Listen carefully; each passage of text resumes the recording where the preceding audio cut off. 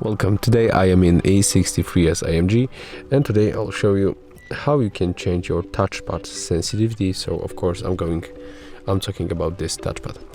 So if you want to change sensitivity of this touchpad, you have to simply scroll for the settings. Next we have to go for the system, and then we have to go right here for the touchpad sensitivity.